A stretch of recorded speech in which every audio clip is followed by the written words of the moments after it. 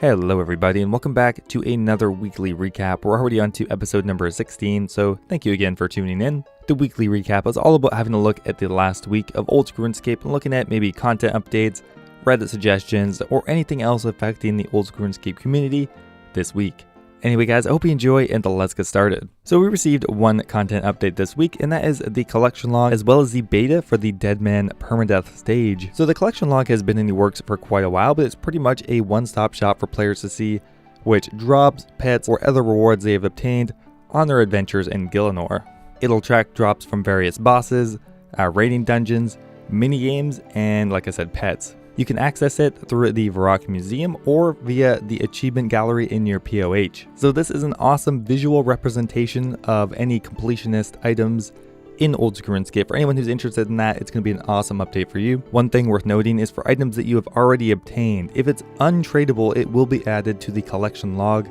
However, if it's a tradable item, it will not be added and you will have to reobtain it. Unfortunately, there's no way for them to backlog it because it would take too much resources and it'd be unfeasible to perform all the checks required to make sure everything is in order. Next up here, we have some PvP changes as well as some changes to the Deadman Winter Tournament. To begin with here, there will be a beta for the permadeath stage of Deadman mode, so you'll be able to test it out and Jagged can make any changes based on your feedback, so that's awesome. A few other notable PvP changes. One is when entering a safe zone in PvP worlds while in combat with another player, you and your opponent will now be able to continue fighting for an extra 6 seconds. So be aware of that. If you're in a PvP world, you run into a safe zone, you are not going to be safe until 6 seconds. So don't immediately withdraw your max cash stack when you get into a safe zone anymore, like everyone always does anyway. Players will now be prevented from spamming the entrance/exit to the Revenant Cave to avoid PKers.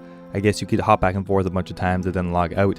You will now no longer be able to do that. So it seems like they're going to be rebalancing the amount of worlds as the player traffic stabilizes from the mobile launch, with most of the increased activity being on Members World. We've adjusted the number of members and free-to-play worlds to give some more capacity for members. They'll likely be continuing to change the ratio in the future. And there's a few other quality of life changes. The most major one is filtering spells on desktop now arranges the spells starting at the top left corner of the Spellbook tab.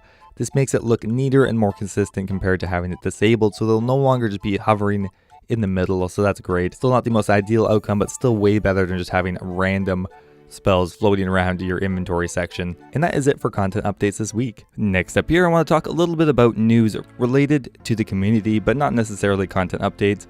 To begin with here, Old School RuneScape gets a voiceover Pete, so thanks to Colonel for actually purchasing that for us. Go check it out if you haven't. I'll leave a link to the video in the description. So this week we received a sneak peek at what the new Sulfur Lizard is going to look like. It looks a little bit like a colorful squirrel to me, but it's kind of hard to tell how it's going to fit into the landscape without seeing the rest of it, so I'm going to hold off my judgment for now. I do like the design, and it is supposed to be a low-level monster, so it's probably not going to be too menacing. So very sad day for the 99 at a time account. Apparently they were AFKing sand crabs, and they ran out of darts in their inventory, and I guess they started meleeing them, and they gained a strength level. I think they are going to continue on with the account, which I think is a great idea. No one really cares, especially since they are planning on getting strength next anyway.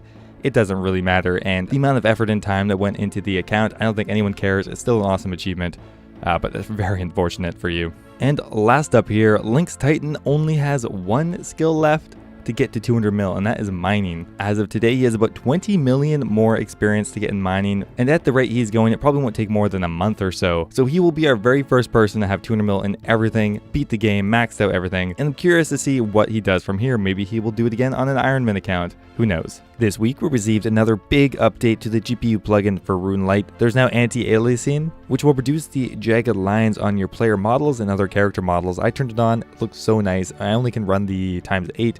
×16 kind of bugs out for me. Also, the ground item plugin now has an option to only show the loot, and a few other changes like the fight cave plugin getting removed. But really awesome work, guys. And that is it for community updates this week.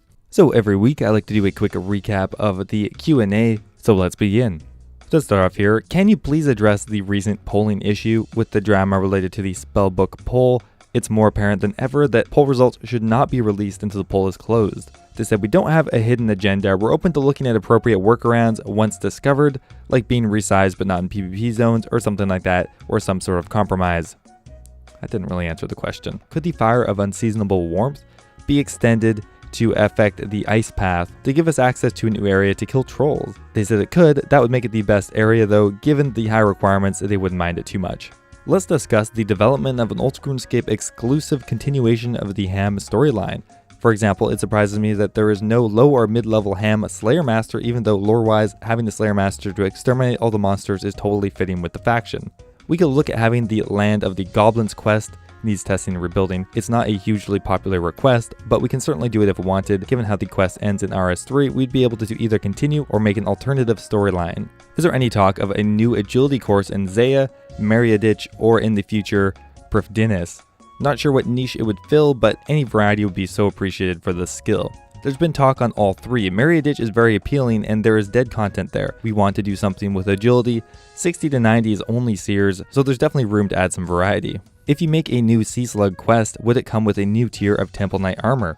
If yes, what stat niche could it fill, considering that Proselyte is ridiculously good when it comes to its prayer bonus? They said they probably wouldn't add an extra tier of armor. Ash knows the Sea Slug storyline from when the original dev suggested it. One announcement is the Kebos update is pushed back from January 3rd to January 10th, so a 1 week delay, which honestly I'm happy about because I still need to get 85 Slayer. There's no way I'm getting 95 by then, but hopefully I can get 85, so yeah, that's okay with me. Is there anything required for the Zeya diary to unlock on release? They said it would be a good idea to bank Slayer points and to check the dev blogs in the near future. There'll be things that are appropriate for it, like Zeya favor and other things related to the Zeya continent. For some of the older devs, as the panel and player base knows, the Zamorak dungeon is considerably harder than the others while having worse rewards. Why was it released this way? They go on to explain a little bit about how Zamorak is actually a little bit bugged in the way that the code works. So given how long it's been like this, we'd be able to make the change and make custom things there if we wanted. Zamorak isn't hard and it gives some of the worst loot, so it's not a huge incentive to fix or change that. Is there a plan for the new Dragon Pickaxe ornament kit that Modcurse showed on Twitter? We have a rough plan for it, but please let JagXCurse on Twitter know if you have any suggestions. Can you make it so that you can upgrade all of your furniture in the costume room similar to the pools? Yeah, it's not great, but there's not a lot of items that you need to remove, but it would be a good change. We're okay to do it if the players want it. Are you planning on doing anything about the death mechanics anytime soon?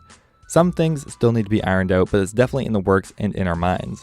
Can we make any changes to the fishing trawler minigame? So each game world can only handle one. We could make it shorter, or we could make the AFK timer a bit harsher. Could you give a token upon getting a pet drop? This would be able to be used at Pro Beta to ensure or claim. The pet system is an additional roll, except for Sire, to what you get. Is not as if you're losing out. It would be contentious to add a value to the pet roll, so they don't think it's really worth it. And last up here, a little talk about Group Ironman. The engine team have been doing a lot for mobile recently. They're kind of stuck on that, realizing tablets, keyboard support, etc. The team isn't free from mobile, so aren't exactly able to pick up Group Ironman yet. We'd like it, but we can't commit to a time for it, as we can't even say when they'd start working on it. A lot of the code would also help elsewhere like clans and Slayer systems, and that is it for the Q&A recap. Every week I like to go look through Reddit for some of the better suggestions from the week. Now I pulled a few from this week. To begin with, there a post by Josh's Fury, and that is regarding the new collection log. Can we make the completed sets highlighted green? It'd be a lot more satisfactory. I think it's a good idea because it's kind of trying to emulate this style of maybe the quest log or the achievement diary log, and having something to visually show that you are done would help out a lot, because it's not so satisfying going through and clicking each one individual and just seeing if you have it. It's nice to have a quick overview, and that I think is the whole point of the collection log. So I think this is an awesome idea. Next up here, a suggestion by Mr. Finordles, and that is to decrease the time taken to right click on mobile. I think this is vital because currently right clicking takes way too long.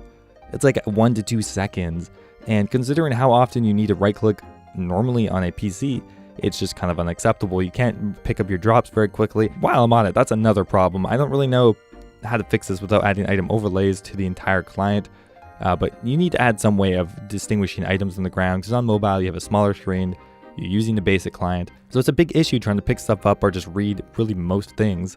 But anyway, yeah, there should be a way to reduce the time it takes to right click on mobile. It could be a toggle, why not? But I think most people would like it to be shorter. I don't think it's a huge issue if you accidentally right click an area too much, because it's usually not even taking an action. So if you accidentally right click somewhere, it's not a big deal. But if you have to wait 2 seconds to click on something, half the time the thing is gone, which while it does sometimes still right click, it's just annoying and does need a change. Next up here, a suggestion by Zuhar, and that is a Zamorakian Salet. As I mentioned in the Q&A, they're talking about the Zamorak boss. The suggestion would be a best in slot melee helm dropped from Kirill. Ideally, it would have a similar defensive stat to the helm of Nidasnot, but have a +5 strength bonus and a +2 attack bonus over it, and he did a drawing for it. So it's very nice, cool suggestion.